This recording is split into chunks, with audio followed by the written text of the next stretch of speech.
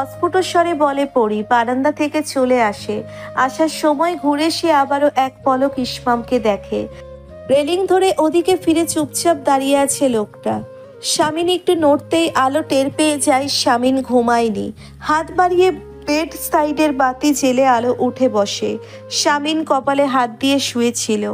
আলোর দিকে অবাক চোখে তাকিয়ে বলে, ঘুমাওনি? আলো স্বামীনের কাছে এগিয়ে বসে তার কপাল থেকে হাত সরিয়ে নেয়। একটু ঝুঁকে স্বামীনের চুলের ভেতর আঙ্গুল ঢুকিয়ে মাসাজ করে দিতে দিতে বলে, মাথা ধরেছে খুব, এই জন্যই বুঝে জেগে আছেন, ডাকলেন না কেন? স্বামীন হেসে আলোর ডান হাত ঢেলে হাতের পিঠে চুমু খায়, তারপর নিজের গালে আলোর হাতটা বুলিয়ে দিতে দিতে বলে, কি অবস্থা করেছো নিজের? কেমন অসুস্থ লাগছে তোমাকে? আমারই দোষ, এত ব্যস্ততায় তোমার একটু খেয়াল রাখতে পারি না। সামনে ইলেকশনের চাপ, এজেন্সির কাজ, দলের কাজ, ভাই বোনকে সময় দিতে গিয়ে তোমাকে খুব কম সময় দিয়ে ফেলে আমি। তুমি কি রাগ করো? আলো হেসে ফেলে, তারপর বলে ওঠে, এসব কিছু আপনার জীবনের অংশ, এদের প্রাপ্য সময়টুকু আপনি অবশ্যই দেবেন। আমি কেন রাগ করব? তাছাড়া আমি কি ছোট বাচ্চা যে আমার খেয়াল রাখতে হবে? স্বামীন উঠে বসে আলোকে বুকে টেনে নিয়ে বলে, না, তুমি ছোট বাচ্চা নাও, শুধুমাত্র মা বাবার আদরের দুলালি। আমার শ্বশুর বিশিষ্ট সাংবাদিক আতাউর আলম 2 বেলা আমাকে ফোন করে নালিশ করছে তুমি তাদের ঠিক মতো ফোন করে কথা বলো না। এমনটা কেন হচ্ছে? মিথ্যে কথা। সন্ধ্যায় আব্বুর সাথে কথা বললাম, ওনারা আপনার কাছে বানিয়ে বলেছে। স্বামীন আলোর মাথায় হাত বুলিয়ে দিতে দিতে বলে, একটু ফ্রি হলেই ও বাড়িতে নিয়ে যাবো তোমাকে, ঠিক আছে? আলো মাথা নাড়ায়। স্বামীন বলতে থাকে, আলোদের শুরুতে আন্ডার এস্টিমেট করা হয়, আলোরা কিন্তু খুব ভালো বউ হয়। আলো হাসে, অস্ফুট স্বরে বলে ওঠে, ভালো বউ কিনা জানি না, তবে বুঝতে পারছি আমার শিকড় ছড়িয়ে যাচ্ছে এই বাড়িতে, একটু একটু করে জড়িয়ে যাচ্ছি আমি। আমার অস্তিত্ব এই বাড়ির প্রত্যেকটা ইটের সাথে মিশে যাচ্ছে। স্বামীন 2 মিনিট আলোর দিকে তাকিয়ে থেকে তাকে আরো নিবিড়ভাবে আলিঙ্গন করে। স্বামীনের উষ্ণ স্পর্শ পেয়ে আলো 2 চোখ বন্ধ করে ফেলে। সে হঠাৎ টের পাচ্ছে তার বড্ড অস্বস্তি হচ্ছে। ইদানিং সে ভালো করে লক্ষ্য করেছে স্বামীন তাকে কাছে টানলেই তার খুব অস্বস্তি বোধ হয়। শরীরটা ভীষণ ক্লান্ত, অবসন্ন লাগে। রাজ্যের অবসাদ ঘিরে ধরে তাকে, কিন্তু এর সঠিক কারণ সে জানে না। জানলে স্বামীনকেও ব্যাখ্যা করতে পারত। অবশ্য স্বামীন কখনোই আলোর অনুমতি ব্যতীত আলোকে গভীরভাবে স্পর্শ করে না, কখনোই নিজের পুরুষ মনের ইচ্ছেটাকে বড় করে দেখে না। আলোর অনুভূতি পড়ার চেষ্টা করে আগে, কিভাবে যেন এই লোকটা আলোকে পড়ে ফেলে খুব সহজেই। আলোর অস্বস্তি টের পেয়ে স্বামীন থেমে যায়। শক্ত বাহুডোর থেকে আলোর পাতলা ফিনফিনে শরীরটা আলগা করে আলোর চোখে চোখ রাখে। স্বামীকে উপেক্ষা করার অপরাধ বোধে ভুগছে আলো, তার চোখের দৃষ্টি সেটাই বলছে। স্বামীর তাকে ভুগতে না দিয়ে কপালে প্রগাঢ় এক চুম্বন এঁকে দেয়। আবেশে 2 চোখ বন্ধ করে ফেলে আলো। স্বামীর এমনভাবে বালিশে শুইয়ে দিয়েছে তাকে যেন আলো কোনো ছোট বাচ্চা। আলোকে সন্তর্পণে রাখা উচিত, নয়তো তার ঘুম ভেঙে যাবে। স্বামীনের দিকে মুগ্ধ চোখে তাকিয়ে আছে আলো। প্রতিদিন কি একটা লোকের প্রেমে পড়া যায়? অনুভূতির এমন নিয়ম আছে নাকি? তাহলে হয়তো আলো প্রতিদিন এই মানুষটার প্রেমে পড়ে। যত দিন যাচ্ছে আলোর অস্তিত্ব মিটিয়ে দিয়ে এই মানুষটা যে তার কথাবার্তা, চালচলন, জীবন বোধ দিয়ে আলোকে নিজের সাথে মিশিয়ে নিচ্ছে, এই মানুষটা জানে না। স্বামীন সম্ভবত পৃথিবীর একমাত্র পুরুষ যে একজন সঠিক মানুষ হয়ে ভুল সময়ে ভুলভাবে আলোর জীবনে প্রবেশ করেছে। চেষ্টা করছে স্ত্রীর প্রতি নিজের সর্বোচ্চ ভালোবাসা, যত্ন, বিশ্বস্ততা ঢেলে দিতে। আলোকে তাকিয়ে থাকতে দেখে স্বামীন নরম গলায় বলে, জ্বালাবো না আজ, ঘুমাও। আলো লাজুক হাসি হাসে। স্বামীন বাতি নিভিয়ে শুয়ে পড়ে। দুজনে কিছুক্ষণ চুপ করে থাকে। স্বামীন হঠাৎ বলে ওঠে, বুকে আসতে চাচ্ছ আবার? আলো দ্বিতীয়বারের মতো লজ্জা পায়। সে কখনোই নিজে থেকে স্বামীনের বুকে মাথা রাখে না, এই কাজটা স্বামীনই করে। আজ খুব ইচ্ছে করছিল আলো স্বামীনের বুকে মাথা রাখতে। স্বামীন কিভাবে যেন টের পেয়ে গেল। আলোকে টেনে আলোর মাথাটা নিজের বুকে রেখে মাথায় হাত বুলিয়ে দিতে দিতে নিচু স্বরে বলে ওঠে, তোমার এক্সাম শেষ হলে আমরা একটা বেবি নেব, আর তোমার কোনো কথা শুনবো না আমি। আমার বেবি লাগবে। আলো চুপ করে থাকে। সে তার স্বামীর হৃদস্পন্দন শুনতে ব্যস্ত। স্বামীন আলোকে বলে, ইসমাম খেতে গিয়েছিল টেবিলে? হুম খেয়েছে ঠিক মতো? হুম কি একটা কাণ্ড করে ফেললাম আলো, রাগের মাথায় ল্যাপটপটা ভেঙে ফেললাম। ও দীর্ঘদিন যাবৎ একটা প্রজেক্ট নিয়ে কাজ করছিল, সব নষ্ট করে দিলাম। কণ্ঠে অনুশোচনা নিয়ে বলে শামিন। আলো স্বাভাবিক গলায় বলে, আমার হঠাৎ মনে হলো পরিবেশটা বেস্ট হবে, সেই জন্যই বলেছিলাম প্লিজ 2 ভাই ঝামেলা করবেন না। আর আপনাদের ঝামেলা দেখতে একটু ইচ্ছে করে না আমার। ওর যদি ইচ্ছে না থাকে তাহলে আর দরকার নেই মেয়ে দেখার। ঠিক বলেছ, বড় হয়ে গিয়েছে না? আমার পছন্দের শার্ট কিনে বলে কি আমার পছন্দে বিয়ে করে নেবে। কি অদ্ভুত আমি। আলো বলে, বাদ দিন, কাল ছোট ভাইয়ের কাছে সরি বলে ওকে একটা ল্যাপটপ কিনে দিবেন।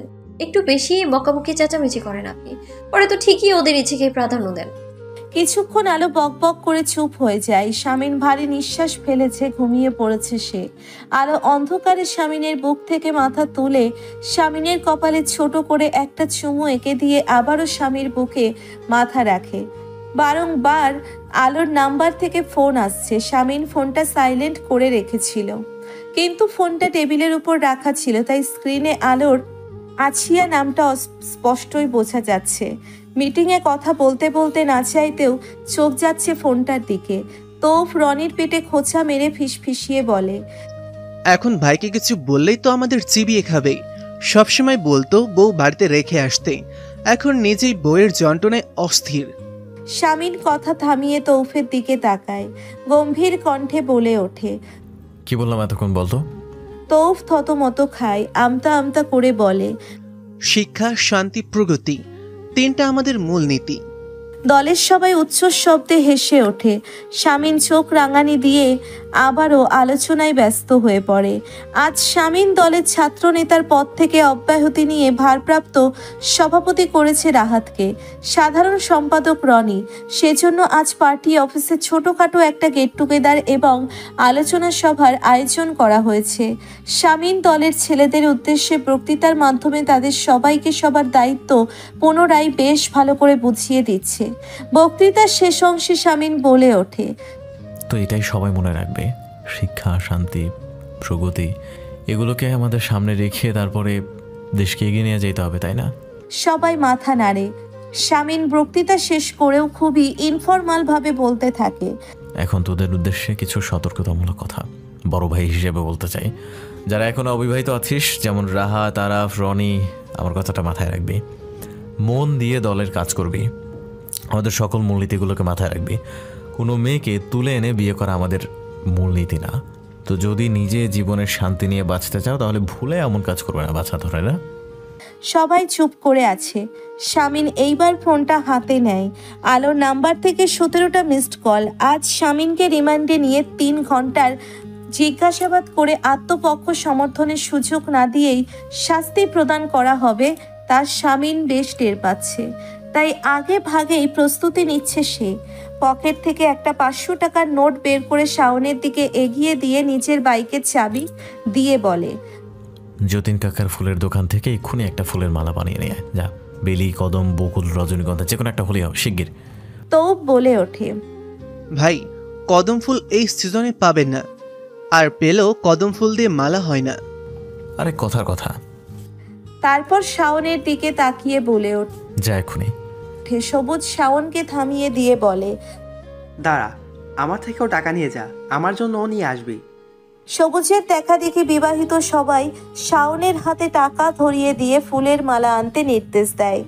শাওন বোকার মতো হাতের টাকাগুলোর দিকে কিছুক্ষণ তাকিয়ে অফিস থেকে বেরিয়ে যায়।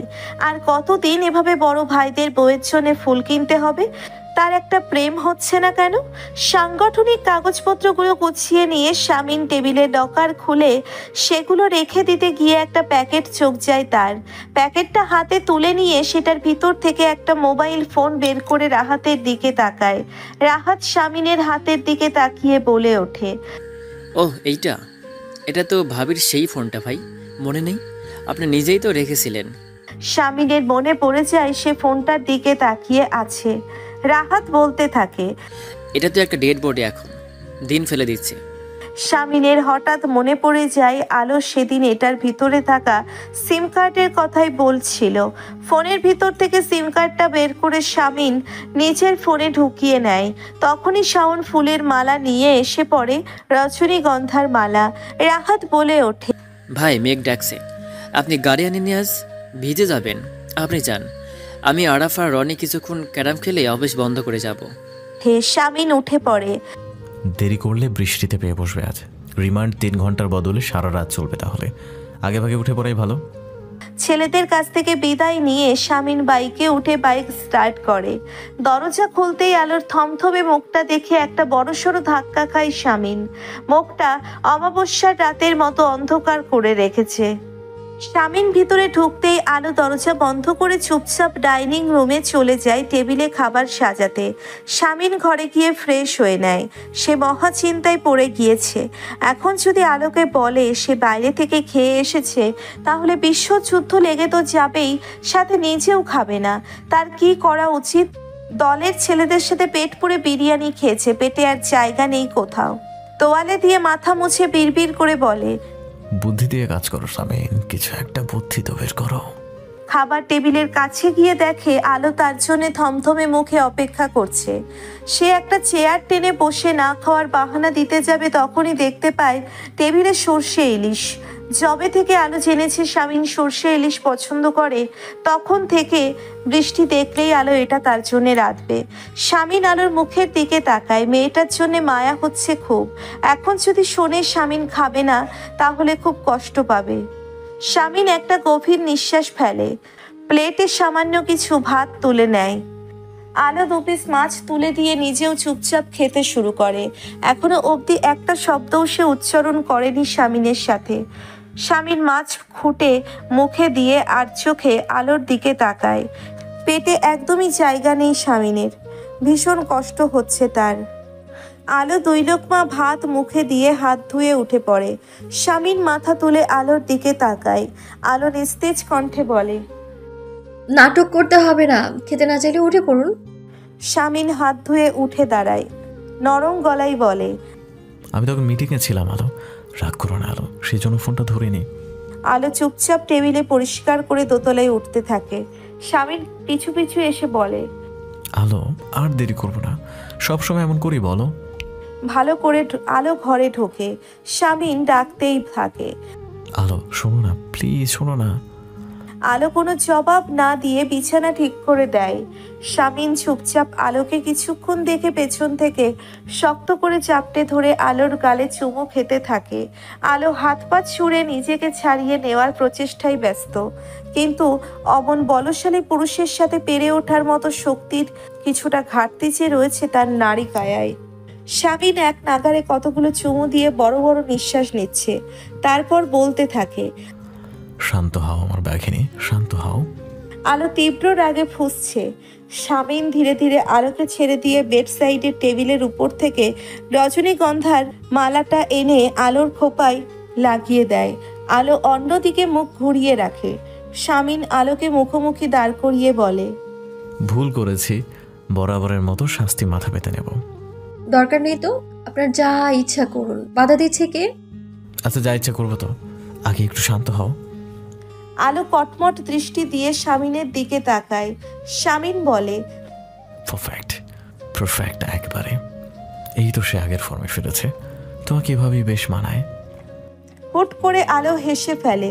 শামিন বলে, এই তো হেসে ফেললে, এখন যাও, আমাদের দুজনের জন্য 2 কাপ কফি নিয়ে আসো, ব্ল্যাক কফি। কফি খেয়ে আজকের কৃতকর্মের জন্য খুব ভালোভাবে আয়োজন করে মাফ চাইব আমি। যাও প্লিজ আলো, যাও। কয়েক মুহূর্ত চুপ করে দাঁড়িয়ে থেকে আলো ঘর থেকে বেরিয়ে হয়। শামিন দাঁড়িয়ে কিছুক্ষণ হেসে বিছানায় ধপ করে বসে পড়ে। বাইরে প্রচুর বৃষ্টি হচ্ছে, সাই সাই করে বাতাস বইছে। জানালা থেকে বৃষ্টির ছাট এসে ভিতরে পড়ছে। শামিন উঠে জানালা বন্ধ করে দেয়। বিছানা থেকে ফোনটা তুলে হাতে নিতেই আলোর সিম কার্ডটার কথা মনে পড়ে যায়। ফোনের লক খুলতেই টুংটাং আওয়াজে একটার পর একটা মেসেজের নোটিফিকেশন আসতে শুরু করে। শামিন বেশ অবাক হয়ে যায়। 972টা অপঠিত পার, 972টা অপঠিত বার্তা, যা বিগত কয়েক মাসে হয়তো সিম কোম্পানি থেকে এসেছে বন্ধ হয়ে পড়ে থাকা এই নাম্বারটিতে। স্বামীর নোটিফিকেশনগুলো ডিলিট করার জন্য আঙ্গুল চালাতেই একটা নাম্বার দেখে থমকে যায়। সেই নাম্বার থেকেই অসংখ্য মেসেজ করা হয়েছে আলোকে। স্বামীন ভাবল সে ভুল দেখছে, তাই ফোনটা চোখের সামনে তুলে ধরে নাম্বারটা ভালো করে দেখে। তার হাত কাঁপছে, দৃষ্টি ইনবক্সে জমে থাকা মেসেজগুলোতে নিবদ্ধ। বাইরে ঝড় উঠেছে, প্রকৃতিতে তাণ্ডবলীলা চালানোর মতো শক্তিশালী ঝড় উঠছে একজন মানুষের মনেও। কে জানে সেই মানুষটা সইতে পারবে কিনা, কে জানে। টকবক করে পানি ফুটতে শুরু করেছে। আলো দাঁড়িয়ে রান্নাঘরের জানালা দিয়ে বৃষ্টি দেখছিল। বাইরে সম্ভবত ঝড় উঠেছে, অথচ বিকেলেও আবহাওয়াটা একেবারেই ঠিকঠাক ছিল। হাত বাড়িয়ে আলো কফির ক্যানটা ক্যাবিনেট থেকে নামাতে গিয়ে টের পায় আলোর মাথাটা হঠাৎ করে চক্কর দিয়ে উঠতে চাইছে। কিচেন ক্যাবিনেট ধরে চুপচাপ কয়েক মুহূর্ত দাঁড়িয়ে থেকে নিজেকে ধাতস্থ করে নিয়ে আলো কফি বানিয়ে দুটো মগে ঢেলে নেয়। কিছু মুহূর্ত চুপচাপ দাঁড়িয়ে থেকে হাত দিয়ে নিচের খোপা ছোঁয়। রজনীগন্ধার মালাটা ছুতেই ঠোঁট প্রশস্ত হয় হাসিতে তার। কফির মগ থেকে নিঃসৃত ধোঁয়ার সাথে উবে যায় তার অভিমান। লোকটা একটা চতুর লোক, আস্ত একটা ধুরন্ধর লোক। ঠিক জানে কি করলে আলোকে সামলানো যাবে। এভাবেই জনগণকে সামলায় এই লোকটা। তবে এতে কাজ হবে না আজ। অনেক ভুগিয়ে ছাড়বে আজ এই লোকটাকে আলো। তারপর সব অনুভূতি উগড়ে দিবে আজ সারাদিন বসে যা জড়ো করেছিল। শাড়ির আঁচলটা ডান কাঁধে তুলে দুই হাতে দুটো মগ তুলে নিয়ে ধীর পায়ে দোতলার সিঁড়ির দিকে যায়। শরীরটা ভীষণ ক্লান্ত লাগছে। ধীরে ধীরে সিঁড়ি বেয়ে উপরে উঠতে থাকে সে। পুরো বাড়ি নিস্তব্ধ, বাইরে বিদ্যুৎ চমকাচ্ছে। বিকট শব্দে মেঘ প্রকৃতিকে হুমকি দিচ্ছে। লিভিং রুম পেরিয়ে 2 কদম পা ফেলতে কিছু একটা ভাঙার আওয়াজ পায় সে। আওয়াজটা তাদের ঘর থেকে আসছে। বিচলিত হয়ে দ্রুত পায়ে এগিয়ে গিয়ে চাপিয়ে রাখা দরজা ঠেলে ভিতরে ঢুকতেই সে থমকে যায়। স্বামীন আলোর দিকে শীতল চোখে তাকিয়ে আছে। তার হাতে একটা ফুলদানি। পুরো মেঝেতে ঘরের আসবাবপত্র টুকরো টুকরো হয়ে ছড়িয়ে আছে। আলো তৎক্ষণাৎ কিছু চিন্তা না করে কফির মগ দুটো রেখে ছুটে গিয়ে স্বামীনের হাত থেকে ফুলদানি তুলে নেয়। স্বামীনের অস্বাভাবিক অবস্থা দেখে কণ্ঠে উৎকণ্ঠা নিয়ে বলে, কি হয়েছে? পার্টির সাথে গ্যাঞ্জাম করেছেন আবার? কতবার বলেছি রাজনীতি ঘরের বাইরে ফেলে রেখে ঘরে ঢুকবেন প্রতিদিন। এখন শান্তি হন, বাচ্চাদের মতো ভাঙচুর করছেন আপনি। স্বামীন কি করে শান্ত হবে? কি করে? আলোকে ঠেলে দূরে সরিয়ে দিয়ে ডান হাত মুষ্টিবদ্ধ করে দেওয়ালে লাগাতার প্রহার করতে থাকে। আলো একটা বিকট চিৎকার দিয়ে স্বামীনের হাত আগলে নিয়ে চেঁচিয়ে বলতে থাকে, পাগল হয়েছেন? মাথা খারাপ হয়ে গিয়েছে আপনার? স্বামীন আলোর দিকে অসহায়ের মতো তাকিয়ে থাকে কিছু মুহূর্ত। তারপর আলোর 2 বাহু ধরে ঝাঁকুনি দিয়ে বলতে থাকে, কেন বললে না কেন? আমাকে শুরুতেই বললে না কেন? বলো কেন? আলো ভীত চোখে স্বামীনের দিকে তাকায়, কাঁপা কাঁপা গলায় বলে, কি বলিনি? কি উল্টাপাল্টা বলছেন মেয়র সাহেব? স্বামীন শক্ত করে ধরে আলোকে বলতে থাকে, যদি সবটা বলতে আমায়, সবটা ঠিক করে দিতাম আমি। সেই ক্ষমতা আমার ছিল। কেন বললে না? কেন? আলো অবাক দুটি চোখে তাকিয়ে থাকে শুধু। স্বামীন আলোকে ছেড়ে দিয়ে ঘরে জিনিসপত্র ভাঙচুর করতে শুরু করে আবারও। বেডসাইডে টেবিল ল্যাম্প উঠিয়ে সজোরে মেঝেতে ছুঁড়ে মেরে চেঁচাতে থাকে। কেন বললে না? আলো ছুটে গিয়ে পেছন থেকে স্বামীনকে জড়িয়ে ধরে।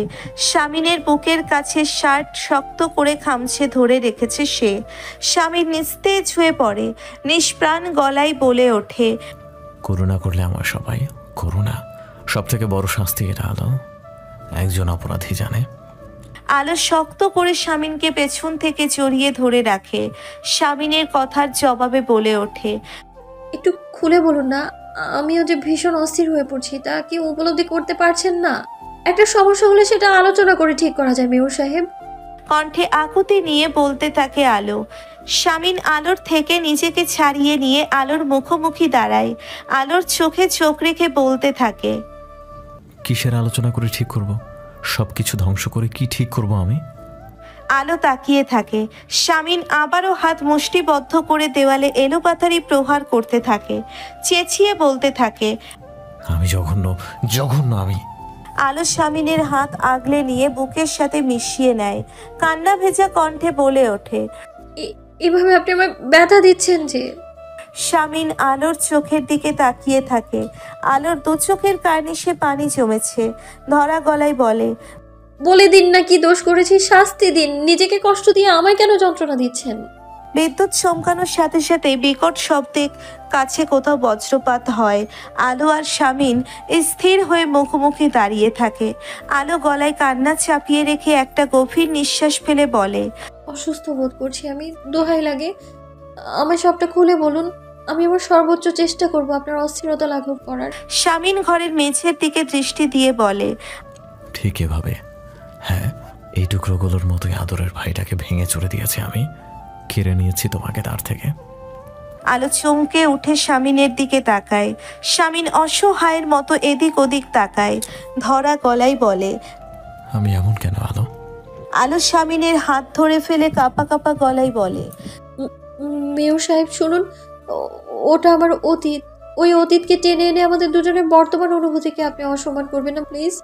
আমি আশা করি না এমন কিছু আপনার কাছ থেকে। শামিন আলোর দিকে কিছুক্ষণ তাকিয়ে থেকে তার হাত থেকে নিজের হাত ছাড়িয়ে নিয়ে দরজার দিকে যায়। হুট করে ইলেকট্রিসিটি চলে যায়। বিদ্যুৎ চমকানোর আলোতে দেখতে পায় শামিন ঘর থেকে বেরিয়ে যাচ্ছে। আলো পেছন থেকে ডাকতে ডাকতে ছুটে এসে লিভিং রুমে শামিনকে আবারও জড়িয়ে ধরে পেছন থেকে কেঁদে ফেলে বলে, আপনি কথা শুনুন। যেদিন থেকে আপনাকে আমি স্বামী বলে স্বীকার করেছি, প্রতিজ্ঞা করেছি আমৃত্যু আপনাকেই নিজের অস্তিত্ব হিসেবে মনে করব আমি। আমার এই অনুভূতিকে আপনি আঘাত করছেন মেয়র সাহেব। শামিন আলোর হাত ছাড়িয়ে নিয়ে এগিয়ে যায়।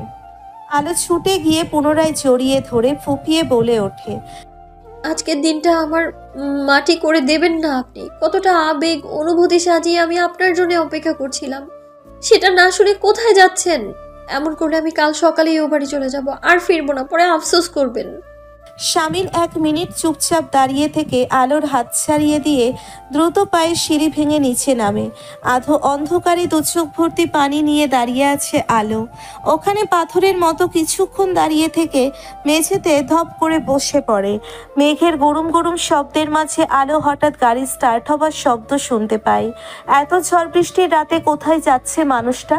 নিজের অস্থিরতা দূর করতে মরিয়া হয়ে কোথায় ছুটছে?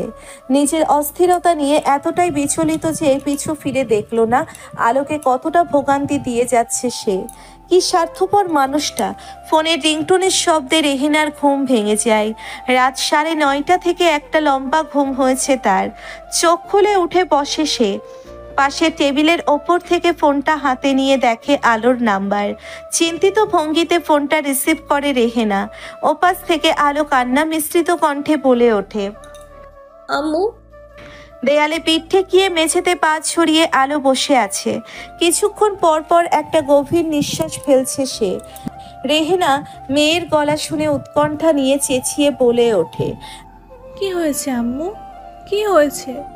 আতায়ুর আলমের ঘুম ভেঙে গিয়েছে।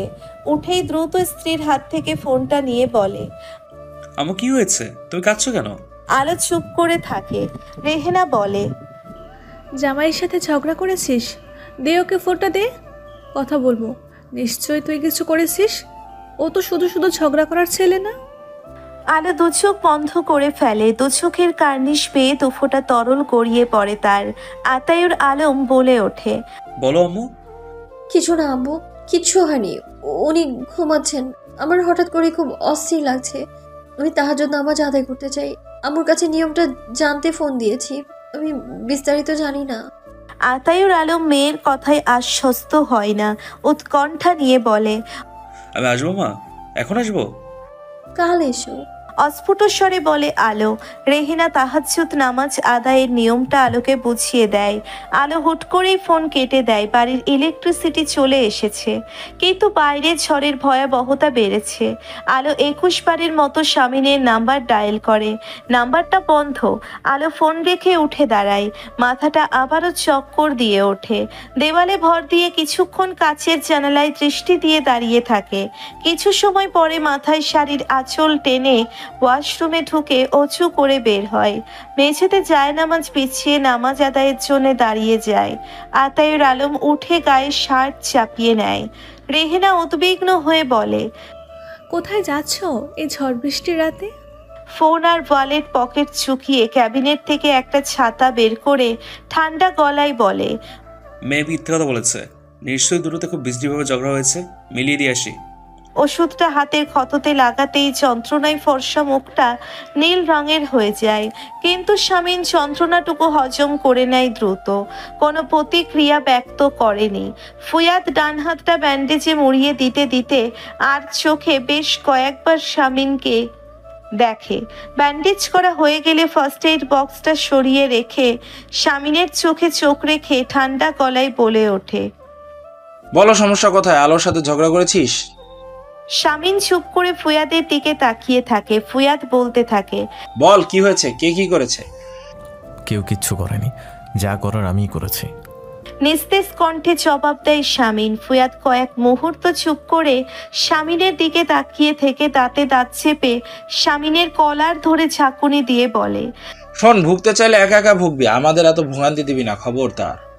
শামীন ফুয়াদের থেকে চোখ নামিয়ে নেয়। তার দৃষ্টি এখন মেঝেতে নিবদ্ধ। কিছুটা সময় নিয়ে অস্ফুট স্বরে বলে ওঠে, আমি সব ঘেটে দিই ফুয়াদ, তুই ঠিকই বলিস, আমি বড্ড অযোগ্য। ফুয়াদ শামীনের মুখোমুখি বসে পড়ে। শামীনকে বলে, দেখ কি হয়েছে তা তো আমি জানি না, বলছি শোনা। তাহলে আমার কাছে এলি কেন? আমার মাথা খারাপ করার জন্য? দুনিয়া আমাকে করুণা করে ফুয়াদ। আমি তো করি না, তোকে দেখলে আমার রাগ হয়, করুণা আসে না। আমি দুনিয়ার কাছে ভালো সাজতে পারবো, নিজের কাছে ভালো সাজার যে কোনো অপশন নেই, কোনো অপশন নেই। ফুয়াদ একদৃষ্টিতে তাকিয়ে আছে শামীনের দিকে। আবারও তার ফোন বেজে ওঠে। এই নিয়ে 14 বার আলো তাকে ফোন দিয়ে যাচ্ছে। এইবার বেচারির জন্য মায়া হচ্ছে ফুয়াদের। শামীনের বারণ সত্ত্বেও ফোনটা রিসিভ করে কানে ধরতেই ওপাশ থেকে আলোর কান্না ভেজা কণ্ঠ ভেসে আসে। ফুয়াদ স্বাভাবিক গলায় বলে ওঠে, ও আমার কাছে আছে, চিন্তা করো না। আলোর কণ্ঠনালী থেকে অনেক কষ্টে কথা বের হয়, ভাইয়া, উনি ঠিক আছে? হ্যাঁ ঠিক আছে। আলো একটা দীর্ঘশ্বাস ফেলে ধরা গলায় বলে, আজ আমার জীবনের সব থেকে বিশেষ, সব থেকে আনন্দের একটা দিন ছিল ভাইয়া। আপনার বন্ধু কত সুন্দরভাবে আয়োজন করে নষ্ট করে দিল সবটা।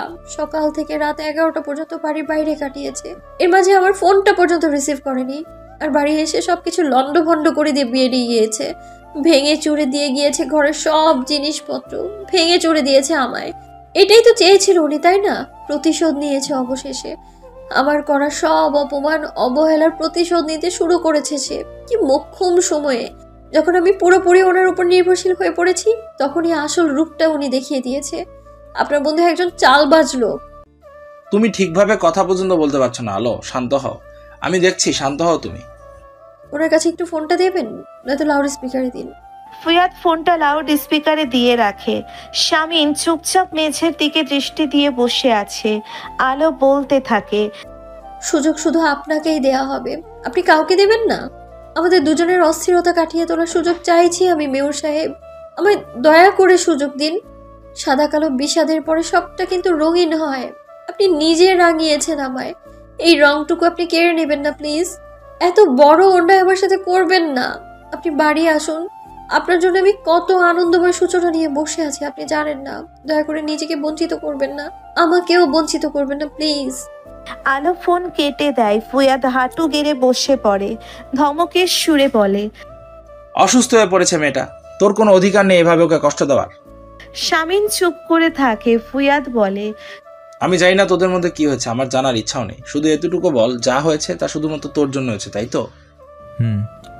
এখানে আলোর কোনো দোষ নেই, তাই তো? না, নেই, ছিল না, কখনোই ছিল না। তাহলে ওকে কেন শাস্তি দিচ্ছিস? শামীন নিশ্চুপ। ফুয়াদ বলতে থাকে, যা হয়েছে মানে তুই যা করেছিস তা কি শুধরে দিতে পারবি? আছে তো সে ক্ষমতা? শামীন কয়েক মুহূর্ত চুপ করে থেকে ধীরে ধীরে মাথা নাড়িয়ে বলে, না, নেই। এর পেছনে কারণ কি? কেন পারবি না? সময় সময়ের সাথে সবকিছু বয়ে নিয়ে এসেছে, এগিয়ে নিয়ে গিয়েছে সবাইকে অনেকটা পথ। তো তাহলে তুই শুধরে নিতে না পারলে সাজানো গোছানো সবটা কেন বিগড়ে দিচ্ছিস? নিজে থমকে দাঁড়িয়েছিস ভালো কথা, তুই আলোকে কেন ধাক্কা দিয়ে পিছু ঠেলে দিচ্ছিস? ও কি এটা ডিজার্ভ করে? দেখ, ট্রুলি অ্যান্সার করবি, ও ডিজার্ভ করে এমন কিছু? শামীন মাথা নাড়িয়ে অস্ফুট স্বরে বলে, না। সেটাই, ও এসব ডিজার্ভ করে না, ও ডিজার্ভ করে সামিনকে। যে সামিনকে ওর নিজের সমস্ত জড়তা পাশে সরিয়ে দিয়ে গ্রহণ করেছিল, সেই সামিনকে। আচ্ছা এখন বল, যা হয়েছে তা কি আদৌ তোর সজ্ঞানে হয়েছে? জেনে বুঝে করেছিস তুই? না। শব্দটার সাথে একটা গভীর দীর্ঘশ্বাস বেরিয়ে যায় শামিনের ভিতর থেকে। তারপর বলে ওঠে, জানলে আমি কখনোই এমন কিছুই করতাম না। বুঝলাম করতি না, এখন শোন, জেনে বুঝে আলোকে তুলে নিয়ে বিয়ে করেছিলি, ওটা অন্যায় ছিল, অপরাধ ছিল। অন্যায় আর অপরাধ করলে শাস্তি পেতে হয়, শাস্তি পেয়েছিস, আলো শাস্তি দিয়েছে, নিজে নিজেকে দিয়েছিস, কাহিনী খতম। আর তুই তোর যে গ্লানির কথা ভেবে মর্মে মরে যাচ্ছিস, তোরই ভাষ্যমতে সেটা তোর অজান্তে করেছিস। অজান্তে মানে ওটা ভুল, ভুলের সংশোধন হয়, কিন্তু কিছু কিছু ভুলের সংশোধন হয় না জানি, তখন অন্য উপায় বের করতে হয়। এখন তোকে একটা জিনিস দেখাই আমি। এই পর্যন্ত বলে ফুয়াদ থামে, উঠে গিয়ে একটা কাচের মগ নিয়ে এসে শামিনের সামনে বসে পড়ে। সামান্য উঁচু থেকে ফেলে মগটা 5-6 টুকরো করে ফেলে। শামিন ফুয়াদের দিকে তাকিয়ে আছে। ফুয়াদ বলে, দেখ মগটা ভেঙে গেল, ধরে নে নিজের অজান্তে ভাঙলাম। এখন কি এই মগটা জোড়া লাগানো যাবে? জোড়া লাগলেও কি আর আগের রূপ ফিরে পাবে? বল, দেখ, চুপ করে থাকবি না, বল। শামিন মাথা নেড়ে অস্ফুট স্বরে বলে। ফুয়াদ বলে, হ্যাঁ, আমার ধারণা মতে তোর ভুলটা হচ্ছে এমন কিছু। এখন তোর করণীয় কি জানিস? দাঁড়া, আরেকটু আসছি। ফুয়াদ উঠে গিয়ে তার আলমারির ভেতর থেকে একটা কারুকার্য খচিত মগ নিয়ে এসে শামিনের সামনে রাখে। তারপর বলে, চিনতে পেরেছি সেটাকে? শামিন মাথা নাড়ায়। ফুয়াদ বলে, তোর মনে আছে ক্লাস 4 থাকাকালীন বন্ধুদের পাথে পাড়ার ফুটবল ম্যাচে সর্বোচ্চ গোলদাতা হিসেবে একটা মগ জিতেছিলাম? আপু যেটা ভেঙেছিল, আমি কান্না করেছিলাম দেখে মা অবিকল দেখতে একটা মগ কিনে দিচ্ছিল আমাকে। শামিন মাথা নেড়ে বলে। মনে আছে। ফুয়াদ একটা দীর্ঘশ্বাস ছেড়ে বলে, মা তার পরের দিন অ্যাক্সিডেন্টে মারা যান এবং এটাই মায়ের থেকে আমার সর্বশেষ গিফট। আমি সবসময় আগলে আগলে রাখতাম। ইন্টারমিডিয়েটে পড়াকালীন সময় ভুল করে ধাক্কা লেগে মেঝেতে পড়ে গিয়ে ভেঙে যায়। ভুল করে কিন্তু নিজের ইচ্ছায় করিনি, তাই নিজেকে দোষারোপ না করে আমি কি করছি জানিস? যেহেতু এটাকে আগের রূপে ফেরাতে পারবো না, ফেলে দিতে পারবো না, এবং এর ভাঙাচোর অবস্থার কেউ চোখের সামনে দেখতে পারবো না, তাই বুদ্ধি করে নিজেই এটা দিয়ে ক্রাফট বানিয়ে ফেলেছি। তুই ভাবতে পারবি এটা সেই মগটা? আমি নিজেও চিনতে পারিনি।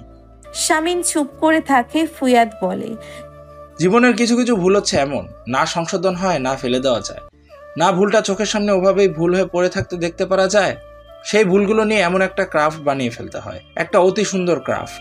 এই মাত্র যে মগটা ভাঙলাম, এটা দিয়েও চমৎকার একটা ক্রাফট বানিয়ে দেখাবো আমি তোকে। কিছুক্ষণ চুপ করে থাকে। ফুয়াদ শামিনের পিঠ চাপড়ে মেরে বলে, তুইও পারবি, আমার বিশ্বাস তোর হাতে করা ক্রাফটটা হবে অতি চমৎকার। তুই আমাদের শামিন। শামিন ফুয়াদের দিকে মাথা তুলে তাকায়। ফুয়াদ বলে, যা বলছি তাই কর, আলোর কাছে যা।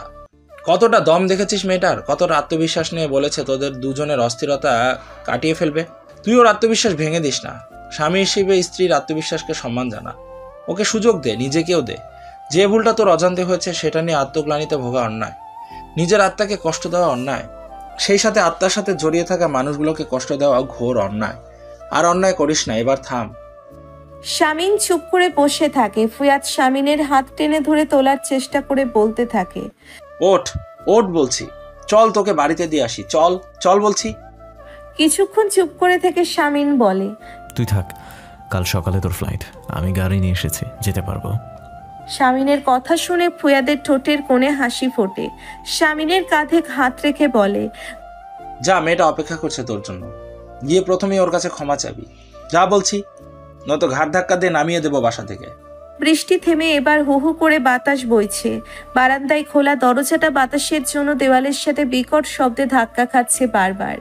আলো বিছানায় বসে সেদিকে কিছুক্ষণ তাকিয়ে থেকে ফোনটা হাতে তুলে নেয়। সময় রাত 3:27। কিছুক্ষণ চুপ করে থেকে আবারও ফুয়াদের নাম্বার ডায়াল করে। ফুয়াদ ফোনটা রিসিভ করে বলে, ওকে পাঠিয়েছি আমি, তুমি তোমার ইচ্ছা মতো শাস্তি দিও ওকে, বুঝেছ? এখন শান্ত হও। আলো ফোনটা কেটে চুপ করে বসে থাকে। চোখ বেয়ে দুফোঁটা তরল গড়িয়ে পড়তেই ফিসফিসিয়ে বলে ওঠে, আমি শুধু আপনার স্ত্রী। স্বামীর কাছে সব অনুভূতি জমা দেওয়া হয়ে গিয়েছে আমার। আপনাকে নিয়ে সামনে এগোতে যাচ্ছি আমি। আপনি কেন ধাক্কা দিয়ে পেছনে সরিয়ে দিতে চাইলেন আমায়? আমি শুধু আপনার স্ত্রী মেয়র সাহেব, আপনার সাথেই থাকবো আমি। গাড়ি হাইওয়েতে উঠেছে। ঝড়ের মধ্যে সাই সাই করে ছুটে চলেছে। শেষ রাত, তাই হাইওয়েতে খুব একটা গাড়ি দেখা যাচ্ছে না, বাণিজ্যিক কিছু বড় ট্রাক ছাড়া। যেগুলো মূলত কাঁচা সবজি নিয়ে দক্ষিণাঞ্চলের উদ্দেশ্যে রওনা হচ্ছে। শামিন গাড়ির গতি বাড়িয়ে দেয়। হঠাৎ চোখের সামনে আলোর কান্না ভেজা মুখটা ভেসে ওঠে। শামিনকে শান্ত করার জন্যে কতটা উতলা হয়ে উঠেছিল। শামিন সেই উৎকণ্ঠার দাম না দিয়ে এক প্রকার উপেক্ষা করে চলে এসেছে। ঠিক করেনি শামিন, একেবারেই ঠিক করেনি। ওই মুখটা দেখার জন্যে ভিতরটা তীব্রভাবে ছটফট করতে শুরু করেছে। কোলে মাথা রেখে অসহায়ের মতো বলতে ইচ্ছে করছে, আমাকে অনুপ্রেরণা দাও আলো, মানসিক শক্তি বাড়ানোর অনুপ্রেরণা দাও আমায়। বাড়ির গতি আমরা কিছুটা বাড়িয়ে নান্দিকে মোড় ঘুরতে ব্যস্ত শামিন। ছটফটানি তার মনে, তার মস্তিষ্কে। মস্তিষ্ক তোলপাড় করা। ঝড়ের ঝাপটা সামলাতে গিয়ে সে খেয়াল করেনি ডান দিক থেকে ছুটতে ছুটতে আসা বিশাল ট্র্যাকটাকে। যখনই সম্বিত ফিরে পেল ততক্ষণে বড্ড দেরি হয়ে গিয়েছে। এক দৃষ্টিতে বোকার তাকিয়ে ছাড়া আর কিছুই করার নেই তার। কানের কাছে শুধুমাত্র আলোর কথাগুলো প্রতিধ্বনিত হতে থাকে। ফিরে আসুন মেয়র সাহেব, আপনার জন্য আমি এক আনন্দময় সূচনা সাজিয়ে বসে আছি, আপনি শুনবেন না? হঠাৎ করে আলো নিজের অজান্তে কাছের টুকরোর উপরে পা ফেলে দেয়। রক্তে ভরে যায় পায়ের তলা। একটু ঝুঁকে দু চোখ বন্ধ করে দাঁতে দাঁত চেপে কাছের টুকরোটা টেনে বের করে। কলিং বেলের শব্দ হয় হঠাৎ। কলিং বেলের আওয়াজে আলো আলুথালু বেশে ছুটতে ছুটতে নিচে নামে। শরীর তাকে সমর্থন না করলেও মনের সমস্ত শক্তি খরচ করে পাগলের মতো ছুটে যায় সদর দরজার কাছে। দরজা খুলে তাকিয়ে থাকে সে। আতায়ুর আলম কাক ভেজা হয়ে বাড়ির ভেতরে ঢুকে আলোর দিকে তাকিয়ে কণ্ঠে উৎকণ্ঠা নিয়ে বলে, কি হয়েছে আম্মু, তুই ঠিক আছিস তো? শামিনকে না দেখতে পেয়ে আলোর বুকটা হঠাৎ হু হু করে ওঠে। মাথা নাড়িয়ে বাবাকে অস্ফুট স্বরে বলে, হঠাৎ এত রাতে এলে যে? বললাম তো সব ঠিক আছে। আতায়ুর আলম বলে, আচ্ছা ঠিক আছে, ঠিক থাকলে শামিনকে ডাক, ওর সাথে একটু কথা বলে চলে যাই, ডাক। আলো ডাকে না, শুধু বাবার দিকে তাকিয়ে থাকে। হ্যাঁ হ্যাঁ হ্যালো, আরে ফোন দিও না, আমি অন ডিউটিতে। আর এখানে একটা অ্যাক্সিডেন্ট হয়ে গেছে, ট্রাকের সাথে প্রাইভেট কারের সংঘর্ষ। আমাদের মেয়র ইয়াসার মির্জার গাড়ি, তাকে হসপিটালাইজড করা হয়েছে। না, গাড়িতে সে একাই ছিল, আমি দেখিনি, শুনেছি আশঙ্কাজনক। ট্রাকের ড্রাইভার পালিয়েছে। আরে রাখো তো, এত কথা বলার সময় নেই। ফোন কেটে দিয়ে লোকটি নিজের অধীনস্থ কনস্টেবলকে ধমক দেয়। আরে কি করছো মনসুর, গাড়িটাকে সরানোর ব্যবস্থা করে এখান থেকে, সকাল হতে না হতেই রাস্তায় তো জ্যাম লেগে যাবে। আতায়ুর আলম ধমকের সুরে বলে, কি হলো, ডাক শামিনকে, কথা বলে চলে যাই। আলো মাথা নিচু করে একটা গভীর নিঃশ্বাস ফেলে বলে, আব্বু উনি। ধূপধাপ শব্দ হয়, সিঁড়ি ভেঙে ছুটে যেতে থাকে। তখনই ইশারায় ইলহাম ঈশিতা। তখনই আলো মাথা ঘুরিয়ে তাকায় তাদের দিকে। ইসমাম এসে হাঁপাতে হাঁপাতে আলোর মুখোমুখি দাঁড়ায়। আলোর চোখে চোখ রেখে কাঁপা কাঁপা গলায় বলে ওঠে, ভাইয়া। হসপিটালের সামনে দলের ছেলেদের ভিড়। সবাই এমন ভাবে দাঁড়িয়ে আছে যেন এখান থেকে একটা স্বস্তির খবর না নিয়ে তারা যাবে না। ধীর পায়ে এগিয়ে যাচ্ছে আলো। আতায়ুর আলম মেয়ের হাত ধরে রেখেছে। কিছুক্ষণ পরে আলো বিরক্ত ভঙ্গিতে বলে ওঠে, আচ্ছা আব্বু, আমি হাঁটতে পারি। আতায়ুর আলম হাত ছেড়ে দিয়ে মেয়ের মুখের দিকে তাকায়। মুখটা কেমন কাঠিন্যতায় ছেয়ে আছে। কেবিনের বাইরে করিডোরে দাঁড়িয়ে ইসমাম আর ইলহাম ডক্টরের সাথে কথা বলছে। পাশে দাঁড়িয়ে ঈশিতা মুখে ওড়না চেপে কেঁদে যাচ্ছে। তাকে সান্ত্বনা দিচ্ছে শান্ত। আলো এগিয়ে যায়। সবাই করুণ দৃষ্টি দিয়ে তার দিকে তাকায়। তাকাবেই তো অমন করে, স্বামীর অ্যাক্সিডেন্ট হয়েছে, সবাই ভাবছে আলো ভেঙে পড়েছে। কিন্তু ওরা কেউ জানে না আলো ঠিক কি। ডাক্তার আলোকে দেখে কিছু বলার আগেই আলো স্বাভাবিক গলায় বলে ওঠে, জ্ঞান ফিরতে কতক্ষণ লাগবে? না না, জ্ঞান না, উনি ঠিক কতক্ষণে কথা বলতে পারবে, বলতে পারেন? আলোর কণ্ঠের দৃঢ়তা ডাক্তারকে খুব অবাক করেছে। ইসমাম আর ইলহাম তাকিয়ে আছে আলোর দিকে। কিছু সময় পরে ডাক্তার বলে ওঠে, 48 ঘন্টার আগে তো জ্ঞান ফিরবে না। ধারণা করছি কথা বলার মতো পরিস্থিতি কবে হবে তা বলতে পারছি না। খুবই বিশ্রীভাবে ইনজিওর্ড। আল্লাহ সহায় ছিলেন বলে প্রাণে রক্ষা পেয়েছেন। আলো একটা গভীর নিঃশ্বাস ফেলে বলে, ঠিক আছে, বুঝতে পেরেছি। কেবিনের দরজার দিকে এক পলক তাকিয়ে ডাক্তারকে আবারও বলে ওঠে, একটু যেতে চাচ্ছি আমার স্বামীর কাছে কিছুক্ষণের জন্য, দয়া করে আমায় অনুমতি দিন প্লিজ। ডাক্তার প্রথমে রাজি হতে না চাইলেও আলোর শীতল আচরণ দেখে রাজি হলেন। যথেষ্ট প্রাপ্তবয়স্ক মনে হচ্ছে মেয়েটাকে, কোনো চেঁচামেচি কান্নাকাটি হয়তো করবে না।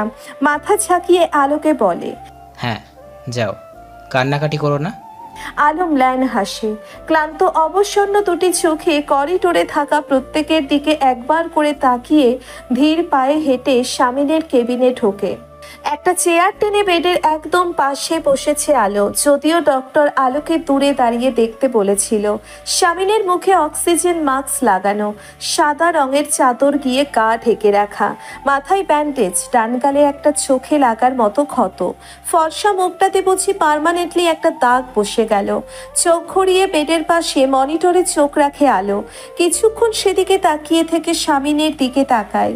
অনেকটা সাহস নিয়ে চাদর সরিয়ে শামিনের হাতের ওপর হাতটা রাখে। উষ্ণ হাতটার আঙ্গুলের ফাঁকে আঙ্গুল রেখে শামিনের মুখের দিকে তাকিয়ে ঠান্ডা গলায় বলে, আমাদের গল্পে একমাত্র আপনিই বাকি ছিলেন হসপিটালে অ্যাডমিট হওয়ার। আজ 16 কলা পূর্ণ করে দিলেন। যাই হোক, আপনাকে এভাবে একদম মানায় না। আপনাকে পাঞ্জাবি পরে হাতা গুটিয়ে রাখলে বেশ সুন্দর লাগে।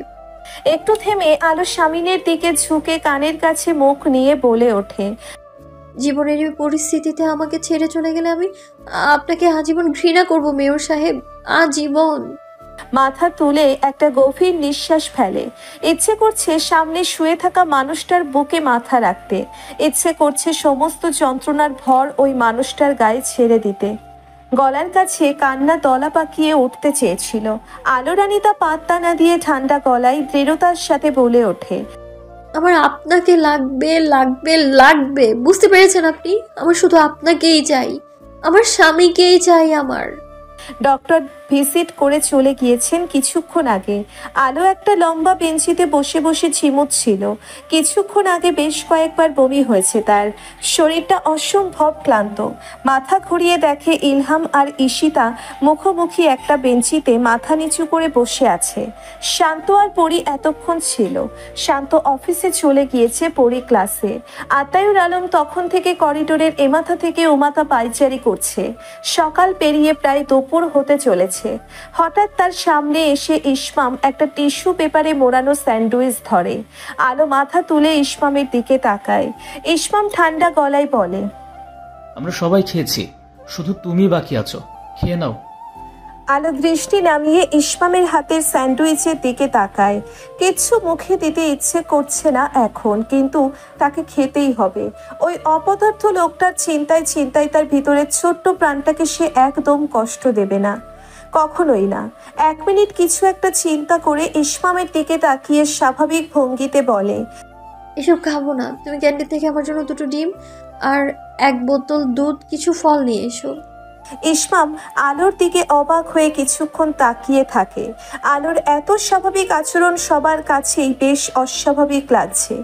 আতায়ুর আলম এসে আলোর সামনে দাঁড়িয়ে পড়ে, নরম গলায় বলে ওঠে, কি আম্মু, কি লাগবে?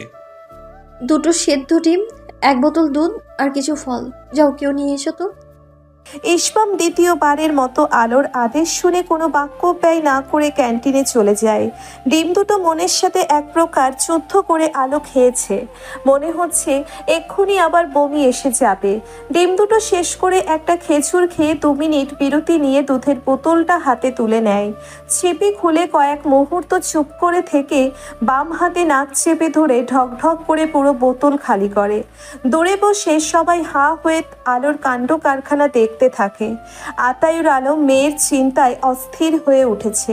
মেয়েটাকে স্বাভাবিক লাগছে না। শামিনের অবস্থা একই রকম। সন্ধ্যায় আলো কেবিনের বাইরে দাঁড়িয়ে দরজার কাছ দিয়ে কিছুক্ষণ দেখে ঘুরে দাঁড়ায়। ধীর পায়ে হেঁটে ইলহামের কাছে গিয়ে বলে, তোমরা কে থাকবে এখানে ভাইয়া? আমি রাত জাগতে পারবো না। কে থাকতে চাচ্ছ? আলোর কথা শুনে সবাই বারবার শুধু অবাক হতে থাকে।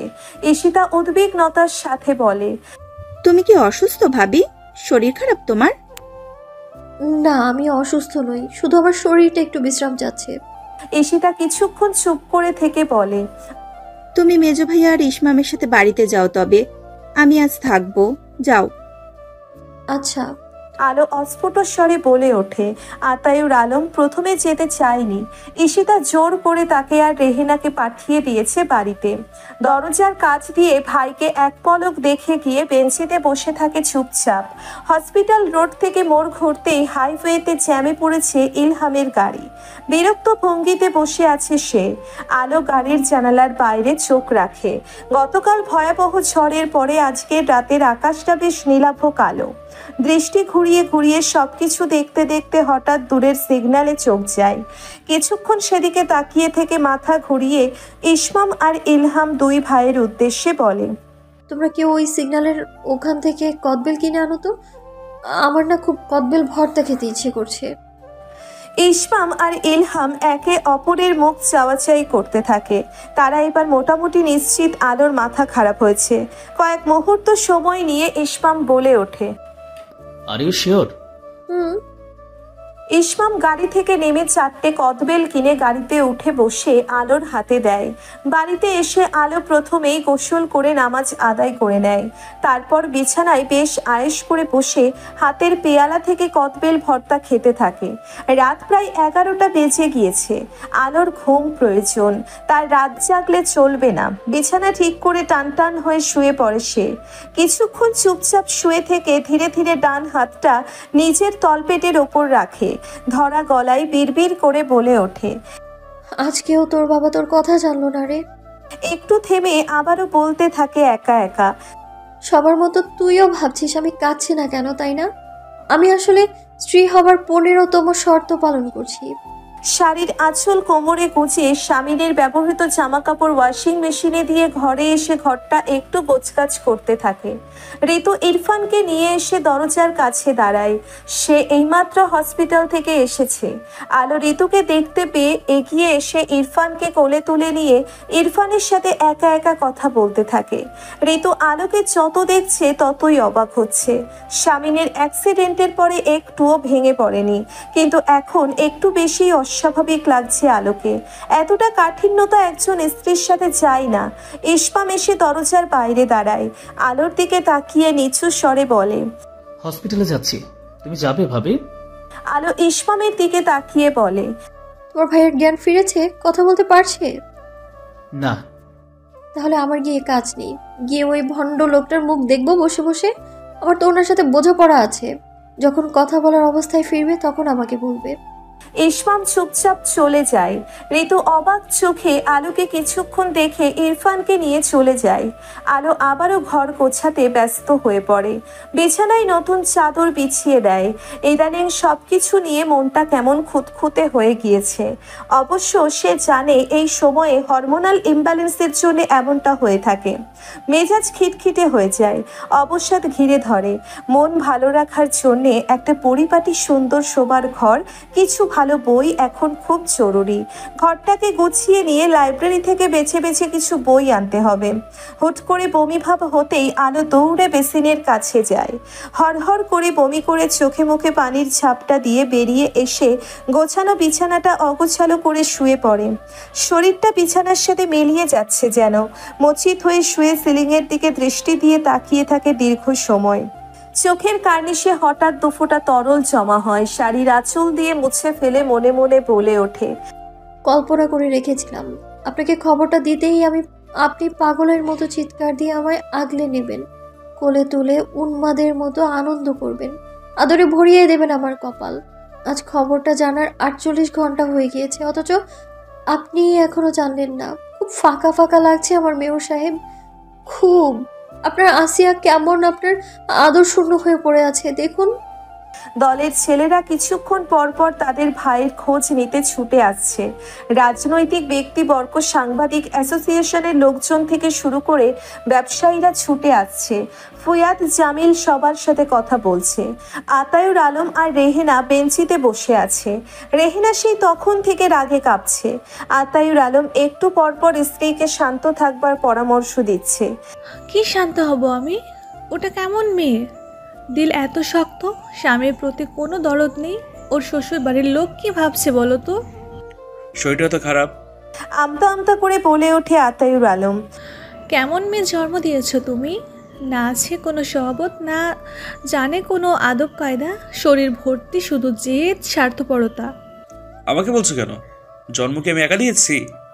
রেহেনা চুপ হয়ে যায়, কিছুক্ষণ পরে বলে ওঠে, বিপদে স্বামীর পাশে না থেকে বাড়িতে গিয়ে আয়েশ করছে।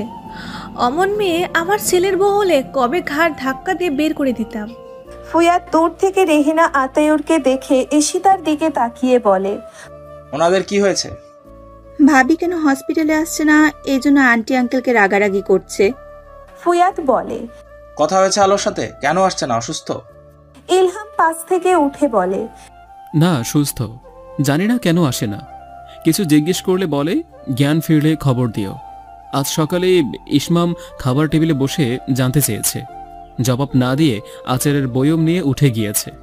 ঈশিতার সামান্য খটকা লাগলেও কিছু চিন্তা করার আগেই ফুয়াদ বলে ওঠে, ডক্টর কি বলছে? স্টেবল, আল্লাহ সহায় হয়েছেন। চালতা, কাঁচা আম, তেঁতুল, আমরা, জলপাই, সব ধরনের আচারের বয়াম সাজিয়ে রাখা। সবগুলো একটু একটু করে টেস্ট করে হাতে চালতার আচারের বয়ামটা তুলে নেয়। টেবিলের ওপর থেকে হুমায়ুন আহমেদের বহুপ্রিয় বইটা নিয়ে বিছানায় এসে বসে পড়ে। সারাদিন বই পড়ে আচার খেয়ে কাটে তার। মনটা সারাক্ষণ উতলা হয়ে থাকে মেয়র সাহেবের সাথে কথা বলার জন্য, কিন্তু সাহেবের জ্ঞান এখনো ফিরছে না। আলোর ধৈর্য পরীক্ষা করছে আসলে। ধৈর্যের পরীক্ষা কি ইয়াসার মির্জা একাই দেবে? এখন আলো একটু দিক। উপন্যাসটা তাকে টানছে না। বইটা যথাস্থানে রেখে ঘুরে দাঁড়াতেই থমকে যায়। মাথাটা ঘুরছে। কপালে কিছুক্ষণ হাত চেপে রেখে হাতটা ধীরে ধীরে তলপেটে রাখে। বিড়বিড় করে বলে, তুই ছেলে না মেয়ে? প্লিজ ছেলে হোস না। আমি দুটোই ইয়াসার মির্জাকে সামলাতে পারবো না। রাত প্রায় অর্ধেক ফুরিয়ে গিয়েছে। ঘুম আসছিল না দেখে আলো অজু করে জায়নামাজে দাঁড়িয়ে যায়। তাহাজ্জুদ নামাজ আদায় করলে তার মনের সমস্ত অস্থিরতা দূর হয়ে যায়। মোনাজাত শেষ করে উঠে দাঁড়াতেই দরজায় ঠক ঠক আওয়াজ হয়। জায়নামাজ যথাস্থানে রেখে দরজা খুলে দেখে ইসমাম দাঁড়িয়ে। হাতঘড়িটা হাতে পড়ে নিতে নিতে তাড়াহুড়ো করে বলে, ভাইয়ের জ্ঞান ফিরেছে, চলো। কথা বলতে পারছে? জ্ঞান ফিরেছে, কথাও বলতে পারবে। যাও তুমি, যখন কথা বলতে পারবে তখন এসে আমায় নিয়ে যেও। ইসমাম কিছুক্ষণ অবাক চোখে আলোকে দেখে ঘর থেকে বেরিয়ে যায়।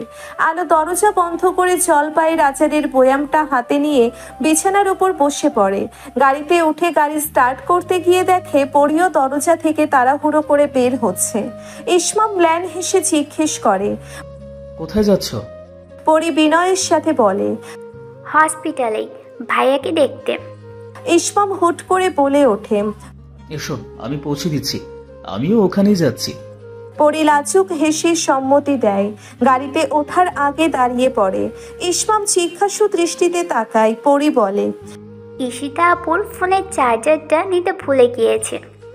আচ্ছা ঠিক আছে, যাও, আমি অপেক্ষা করছি। পরি মাথা নাড়িয়ে অন্তর্মহলে চলে যায়। ইসমাম চুপচাপ বসে আছে গাড়িতে। কিছুক্ষণ পরে পরি বেরিয়ে আসে ভেতর থেকে।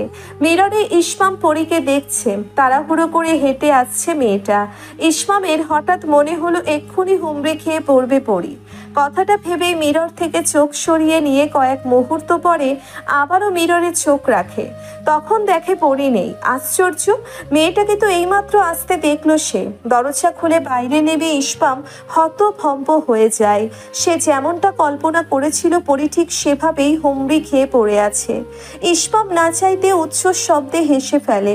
পরি মাথা তুলে ইসমামের দিকে তাকিয়ে উঠে দাঁড়ায়। মুখটা এমন করে রেখেছে যেন সে কোনো অপরাধ করে ফেলেছে। ইসমাম হাসতে থাকে। হাসতে হাসতে বলে ওঠে, তুমি কারো লাইফে সান্ত্বনা পুরস্কার হবে কিনা জানি না, তবে তুমি পৃথিবীতে এক পিসে। তোমার মতো সান্ত্বনা পুরস্কার কোনো পুরুষ আর কোথাও খুঁজে পাবে না।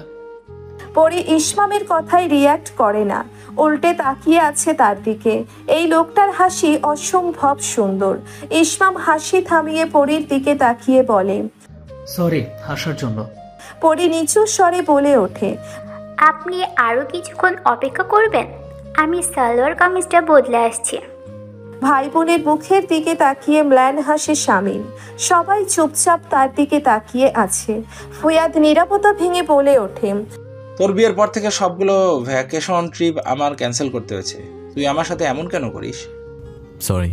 মৃদুস্বরে বলে ওঠে শামিন। ঈশিতা বলে, আমার আর শান্ত রিসেপশনটা ভেস্তে দিলে। তুমি এত খারাপ কেন ভাইয়া? শামিন হেসে বলে। সরি। মাথা ঘুরিয়ে ইসমামের দিকে তাকায় শামিন। ইসমাম পকেট থেকে শামিনের কার্ড বের করে বলে, ল্যাপটপটা ভেঙে ফেলেছো। সব টাকা আমি ওই প্রজেক্টে লাগিয়েছিলাম। আপাতত এই কার্ডটা আমার কাছে থাকবে। আমার যখন ইচ্ছা হবে তখন দেব। মৃদু হেসে শামিন ভাইয়ের দিকে তাকিয়ে থাকে। তারপর মাথা ঘুরিয়ে আশেপাশে তাকায়। ঈশিতা বলে, ভাবিকে খুঁজছো? ভাবি আসেনি। শামিন আলোকেই খুঁজছিল। তার খুব জানতে ইচ্ছে করছে আলো কি বলতে চেয়েছিল সেদিন রাতে। খুব জানতে ইচ্ছে করছে। ঈশিতার দিকে তাকিয়ে শামিন বলে ওঠে, তোদের ভাবি তোদের কিছু বলেছে? কি বলবে? কোনো গুরুত্বপূর্ণ কথা? ঈশিতা মাথা নাড়ায়। শামিন বলে, কিছুই বলেনি?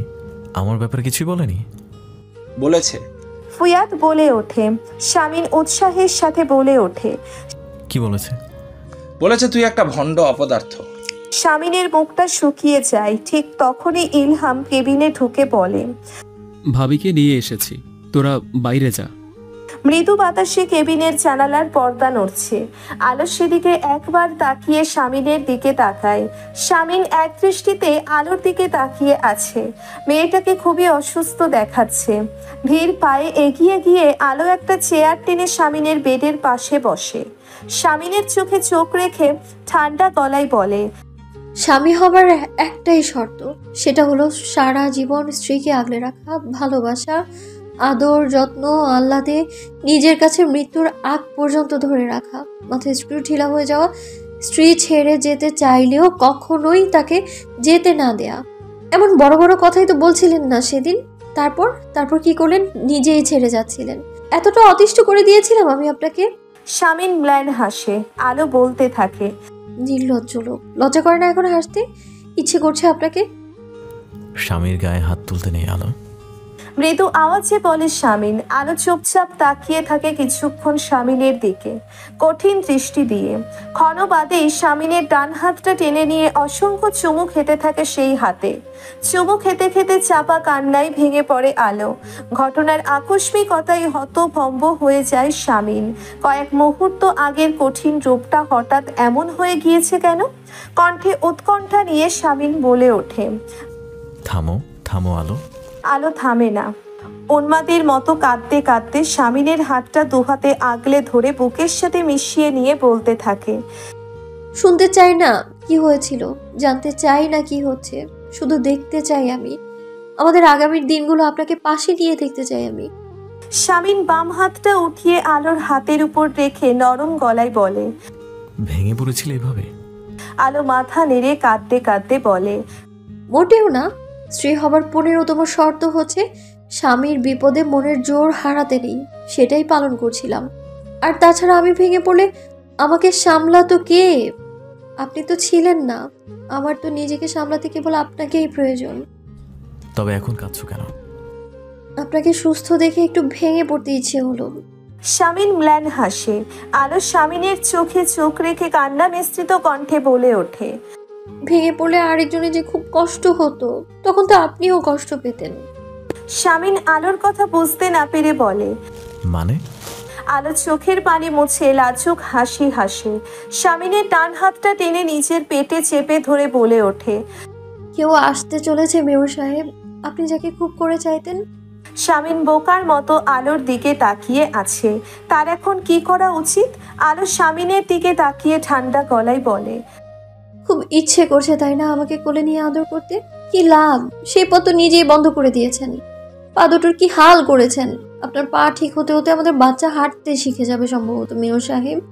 শামিনকে খোঁচা মেরে কথা বলতে বলতে আলো খেয়াল করলো না তার সামনে বেডে বসে থাকা মানুষটা কতটা আবেগী হয়ে উঠেছে, কতটা ছটফট করছে তার ভিতরটা আলোকে জড়িয়ে ধরার জন্য। আলো শামিনের দিকে তাকিয়ে বলে, কি? শামিন গলার স্বর স্বাভাবিক রেখে বলে, এদিকে এসো। আলো চেয়ার থেকে উঠে গিয়ে বেডের একপাশে বসে। শামিন বলতে থাকে, আমার জড়িয়ে ধরো শক্ত করে। আলো শামিনকে জড়িয়ে ধরে কিছুক্ষণ দুজনে চুপচাপ থাকে। শামিন নরম গলায় বলে ওঠে, আমি আর ওভাবে গাড়ি চালাবো না কখনো। আলো চুপ করে থাকে কিছুক্ষণ, তারপর বলতে শুরু করে। কি বলেছি বুঝতে পেরেছেন? শুধু ভবিষ্যৎ নিয়ে ভাববো আমি। আপনি এমপি ইলেকশন লড়বেন, স্ত্রী হিসেবে সব সময় আমি আপনার পাশে থাকবো। রাজনীতি করবেন, আমাকে সময় দিবেন, বাচ্চাকে সময় দিবেন, ভাই বোনকে দেখবেন। সামনে আমাদের কত কাজ, ঈশিতার রিসেপশন, ইসমামের জন্য মেয়ে দেখা, ইহিয়ানের সুনতে খতনা, আমার শ্বশুরের মৃত্যুবার্ষিকী, কত কাজ সামনে আমাদের দুজনের। ওই বাড়ির অভিভাবক আমরা দুজন, আমাদের ঠিক থাকতে হবে না বলুন? এই পর্যন্ত বলে আলো থেমে দুহাতে শামিনের গাল আগলে ধরে শামিনের চোখে চোখ রেখে বলে, বলুন আমাদের ঠিক থাকতে হবে না? আমরা কি ওই বাড়ির অভিভাবক নই? কিছুক্ষণ চুপ করে থেকে শামিন মাথা নাড়ায়। আলো আবারও শামিনকে জড়িয়ে ধরে। শামিন আবেশে দু চোখ বন্ধ করে ফেলে। আলো বলতে থাকে, এবার আমার সাথে শপথ বাক্য পাঠ করতে থাকুন মেয়র সাহেব। শামিন দু চোখ বন্ধ করেই বলে ওঠে, কেমন শপথ বাক্য? যা বলবো সাথে সাথে বলবেন। বলুন। আমি সামিন ইয়াসার মির্জা শপথ করিতেছি যে, আমি সামিন ইয়াসার শপথ করছি যে আমি আমার বউয়ের একমাত্র বাধ্য স্বামী হয়ে থাকব এবং জীবনের প্রতিটা পদক্ষেপে তার কাছ থেকে মতামত নেব। শামিন হেসে আলোকে রিপিট করে। আলো বলতে থাকে, আমি ইয়াসার মির্জা এও শপথ করিলাম যে আমার দুই ভাই ইলহাম এবং ইসমাম বাবা মায়ের অবর্তমানে আমি তাদের একমাত্র অভিভাবক। আমার যথাসাধ্য চেষ্টা থাকিবে তাদের জীবনকে সুন্দরভাবে সাজিয়ে দেয়া এবং তাদের আগলে রাখা, তাদের জীবনের সামনের পথগুলো পাড়ি দিতে তাদের পথ প্রদর্শক হওয়া। শামিন বাহাতে আলোকে আগলে ধরে রিপিট করে কথাগুলো। আলো বলে, আমার ছোট বোন ঈশিতা এবং ভগ্নিপতির সহিত আজীবন সুসম্পর্ক বজায় রাখিব। শামিন হেসে রিপিট করে। আলো থেমে গিয়ে শামিনের দিকে তাকায়, কপাল কুঁচকে বলে, হাসছেন কেন আপনি? আমি মজা করছি। শামিন মাথা নেড়ে বলে, না। সকালের কড়া মিষ্টি রোদ এসে জানালা থেকে সরাসরি কেবিনের ভিতরে প্রবেশ করে। শামিনের গালে রোদের স্পর্শ লাগতেই চোখ নাক কুঁচকে ফেলে সে। আলোর দিকে তাকিয়ে বলে, যাও তো, গিয়ে জানালা বন্ধ করে পর্দাটা টেনে দিয়ে আসো তো। আলো বলে, কেন? আলোটা ভালো লাগছে তো। শামিন ম্লান হেসে আলোর হাত ধরে বলে, আমার জীবনে আলো আছে তো, আমার আর ওই আলোর প্রয়োজন নেই।